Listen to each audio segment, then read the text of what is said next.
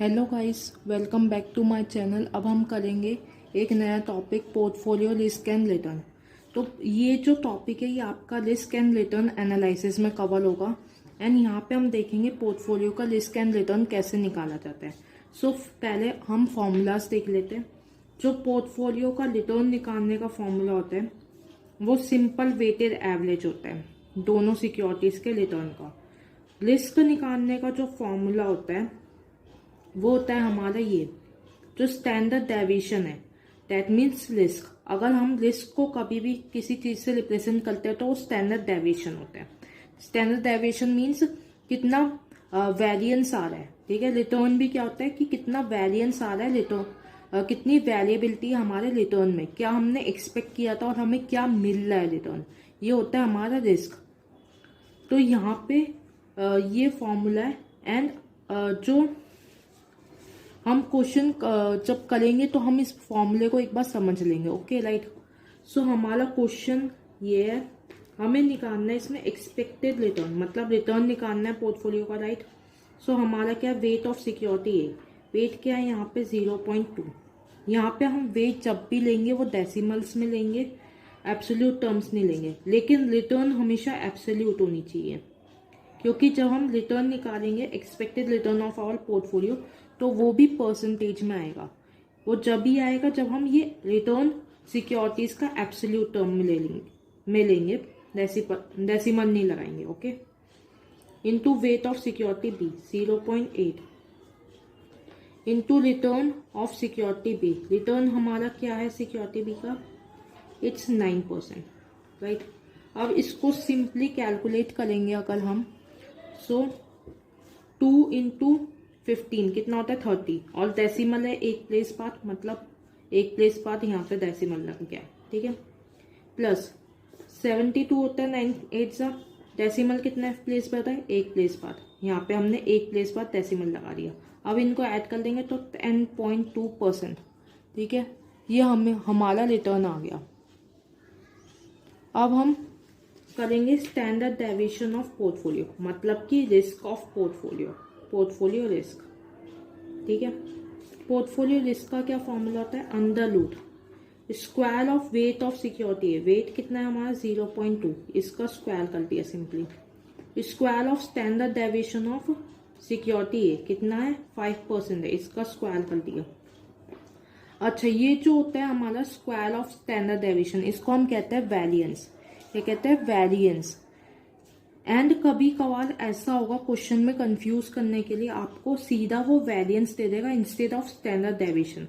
तो अगर आपको वेरिएंस दिया है तो फिर वो ऑलरेडी स्क्वायर है। ठीक है, ऑलरेडी वो स्क्वायर है, तो आप ऐसा मत करना कि दोबारा स्क्वायर कर दो, ये गलती मत करना बिल्कुल भी। ठीक है। Plus weight of security B, क्या है वेट ऑफ सिक्योरिटी बी 0.8 का square into standard deviation of security B that is 2 का स्क्वायर प्लस 2 इंटू हमारा कॉफिशिएंट, ये पी क्या है हमारा, यहाँ पे हमने लिखा है covariance of A and B. Covariance क्या है हमारा, coefficient of A and B. ठीक है, पी जो होता है ये सिंबल होता है कॉफिशिएंट ऑफ कोरिलेशन। ठीक है, coefficient of correlation between A and B, security A and B into standard deviation of security A into standard deviation of security B। तो हम यहाँ पे इंस्टेड कि हम यहाँ पे कोवेलेंस ले, सीधा यही ले लेते हैं। कैसे भी कर लो आप, पहले कोवेलेंस निकालो फिर यहाँ पे रखो। पहले आप कोवेलेंस निकालो इस फॉर्मूले का यूज करके, फिर यहाँ पे रखो और फिर ये आंसर निकालो, या सीधा आप ये चीज ही डाल दो कोवेलेंस की जगह, एक ही बात है, आंसर सेम आएगा। राइट। सो हमने क्या लिखा, weight of security A 0.2, weight of security B 0.8। Right. Into क्या है हमारा कोवेरिएंस। कोवेरिएंस में क्या आता है, पहले आता है हमारा coefficient of correlation that is 0.94 given है हमारा। अच्छा, अगर आप साइन, जब भी आप कोफिशिएंट ऑफ कोरिलेशन लो तो आप साइन पहले देख लेना क्वेश्चन में क्या है वही लिखना। अगर आपसे गलती हो गई साइन में तो मतलब आपका पूरा जो आप लेटर निकालोगे लिस्ट निकालोगे पूरा वो गलत होगा, तो आपकी पूरी मेहनत बेकार हो जाएगी। इसलिए ये जो साइन है इस पे ध्यान रखना, आप स्पेसिफिक ध्यान रखना आप। इनटू क्या है हमारा स्टैंडर्ड डेविएशन ऑफ ए, वो क्या है हमारी 5 into standard deviation of B 2। अब इसको आप सॉल्व कर लो। अब आप इसको सॉल्व करोगे तो यू विल गेट 0.2 का स्क्वायर कितना होता है आपका 0.04 और 5 का स्क्वायर 25, ठीक है। फिर 0.64 इंटू 4, ठीक है। स्क्वायरिंग किया मैंने, कुछ नहीं किया। और 2 इन दोनों को इंटू कर देंगे तो 0.16। आई होप ये आपको आता होगा मल्टीप्लीकेशन डेसिमल्स वाला। 0.94 माइनस का है इंटू 10, राइट। अब मेरे को 0.04 इंटू 25 कितना होता है, अगर 4 इंटू 25 करते हैं हम 100 होता है, राइट। तो 2 डेसिमल्स बाद 1 प्लस 0.64 इंटू 4 कितना होगा आपका 4 4 सा 16, राइट। 6 4 सा 24, 256 कितने प्लेस बात है 2 प्लेस बात है, यहाँ पे डाल दिया। अब 3.2, ठीक है। 2 इंटू 16 0.16, एक सेकेंड 0.32 होगा, राइट। इंटू 9.4, इन दोनों को मल्टीप्लाई करके। सो मेरा आंसर आएगा यहाँ पे 3.56 और ये माइनस का आएगा, कितना आएगा, ये आएगा मेरा माइनस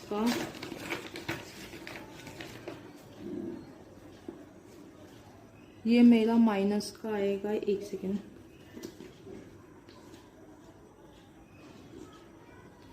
जीरो 3.2। तो ये क्या होगा मेरा 3.2 इंटू 94, ठीक है। पॉइंट अभी भूल जाते हैं, कितना होगा, नॉर्मल मल्टीप्लाई करेंगे 8,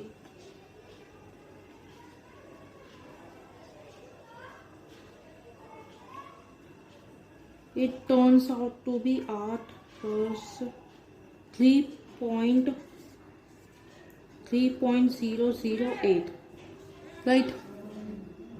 3.008।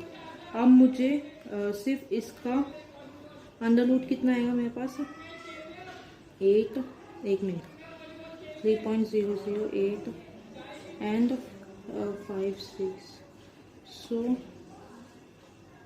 उल्टा कर दिया मैंने, एक मिनट, 3.56008,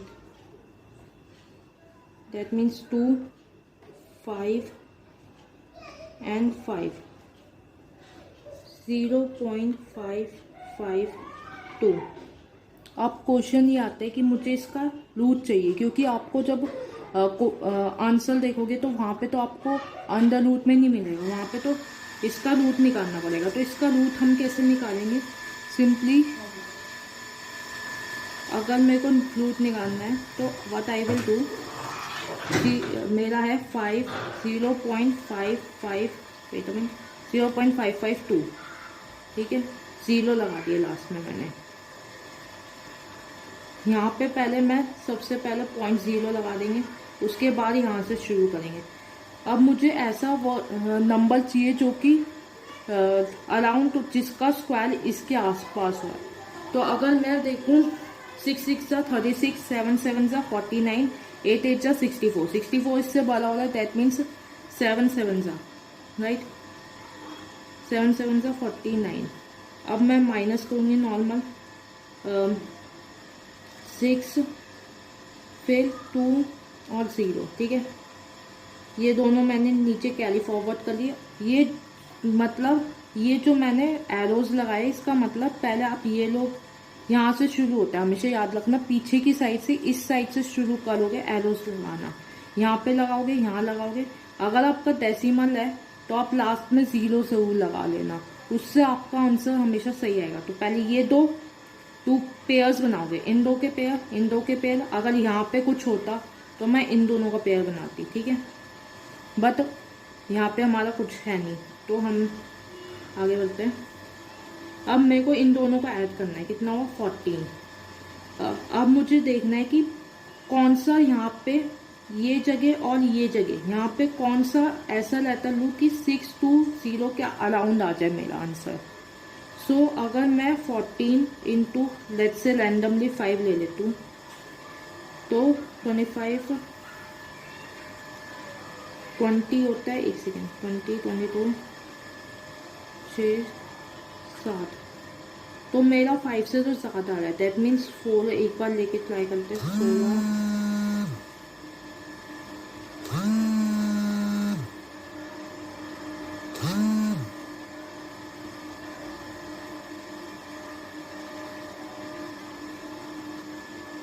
दैट मीन्स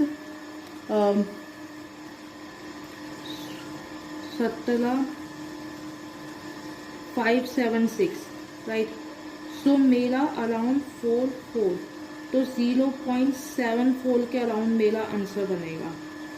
अब अगर आप ज़्यादा इसके आगे जाना चाहते हो तो 9 फिर 0 लोगे, 1 4, यहाँ पे 4 है, यहाँ 4 है, दैट मीन्स 148, 0.74 आपका आंसर आएगा। सो ये हो गया आपका पोर्टफोलियो का। अच्छा, और चीज़ जो आपको आनी चाहिए वो ये है कि अगर आपके पास coefficient of correlation different types के होते हैं, अगर ज़ीरो है तो आपका ये जो चीज़ थी, ये वाला जो है, ये पूरा आपका 0 हो जाएगा। दैट मीन्स सिर्फ आपके पास इतना बनेगा, तो आपको ये वाली चीज़ लिखने की जरूरत ही नहीं होगी, राइट। और अगर आपके पास, अच्छा बाकी सब तो वैसे ही होंगे। एक जो आपको मेन चीज़ सीखनी है वो ये सीखनी है कि अगर +1 होगा तो आपको क्या करना है। अगर मेरे पास +1 आता है तो मेरा क्या बनेगा,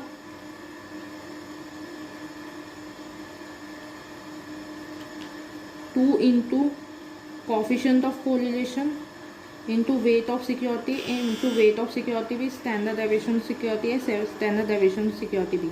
तो अगर मैं यहाँ पे 1 लिख दूँ तो weight of security है, weight of security भी standard deviation security है, standard deviation security भी into 2, ठीक है, इस टाइप से बनेगा। तो अगर मैं इस पूरे को x एज्यूम कर लूँ, इस पूरे को y एज्यूम कर लूँ, सो ये मेरा कुछ ऐसे बनेगा,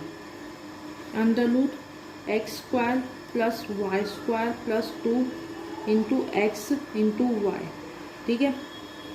सो इसको मैं सिंपली ये लिखूँगी x + y का होल स्क्वायर बन जाएगा ये अंडर में, और ये आएगा x + y। सो अगर हमारे पास स्टैंडर्ड कोफिशिएंट ऑफ कोरिलेशन 1 होती है तो रिस्क निकालने के लिए हम सीधा ये फॉर्मूला यूज़ करेंगे, that is wait of security A into standard deviation of security A plus weight of security B into standard deviation of security B। अगर आपको ये वाला ही क्वेश्चन करना है, लेट्स से यही वाला क्वेश्चन ले लेते हैं हम। अगर मुझे ये वाला क्वेश्चन दिया होता तो मैं यहाँ पे क्या करूँगी, मेरे को रिस्क निकालना है, ठीक है, और मेरे पास था लिस्ट का क्वेश्चन क्या था, ये था, ठीक है। 5 है हमारा A का, 2 है हमारा B का, और 0.2 है, 0.8 है, ठीक है। ये क्वेश्चन है, मेरे को ये करना है, तो मेरा होगा 0.8 0.2 इंटू 5, ठीक है, प्लस 0.8 इंटू 2। इसको सॉल्व कर लिया, दैट मीन्स 10 1 आ गया, 16 1.6, दैट मीन्स 2.6 मेरा आंसर आ जाएगा। इसमें सिंपली ये करना है आपको। अगर मेरे को रिस्क दे रखा होता और मुझे बोल रखा होता, मेरे को क्या होता, स्टैंडर्ड डेविएशन ठीक है। सिक्योरिटी ए की और बी की, ए की है 5%, बी की है 2%, जो हमारा वेट है 0.2, 0.8, और दोनों की कोफिशिएंट ऑफ कोरिलेशन